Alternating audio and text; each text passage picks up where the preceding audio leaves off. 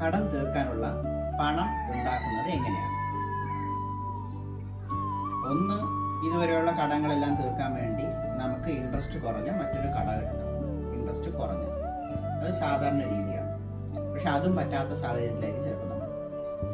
അതുകൊണ്ട് നമ്മൾ ആദ്യം ചിന്തിക്കേണ്ടത് കട എങ്ങനെ ഉണ്ടായി എന്നുള്ളതാണ്. എങ്ങനെയാണ് നിങ്ങളുടെ കട ഉണ്ടായത്? നമ്മളുടെ മനസ്സിലെ ചിന്തകൾ, നമ്മുടെ ചുറ്റുവട്ടത്തിലെ സാഹചര്യങ്ങൾ, നമ്മളെടുത്ത തീരുമാനങ്ങൾ, ഇതിൽ നിന്നാണ് ഇപ്പോൾ ഉള്ള നമ്മുടെ കട ഉണ്ടായത്. അതുകൊണ്ട് നിങ്ങളുടെ തീരുമാനം വരെ എഡിറ്റ് ചെയ്യാൻ പറ്റുന്ന മറ്റൊരാൾ പറയുന്നത്, കടം തീർക്കാൻ അറിവുള്ള ഒരാൾ പറയുന്നത് നിങ്ങൾ കേൾക്കണം. അറിവുള്ള ഒരാൾ, നിങ്ങളുടെ തീരുമാനം വരെ അവിടെ എഡിറ്റ് ചെയ്യേണ്ടി വരും. അതിന് നിങ്ങൾ റെഡിയാണെങ്കിൽ ഞാൻ പറയുന്ന പോലെ നിങ്ങൾ ചെയ്യും. എനിക്കൊന്ന് വാട്സപ്പ് ചെയ്യും, ഞാൻ എന്ത് ചെയ്യണമെന്ന് പറഞ്ഞു തരണം. കടം തീർക്കാനുള്ള പൈസ നമുക്ക് ഈസി ആയിട്ടുണ്ടാകും.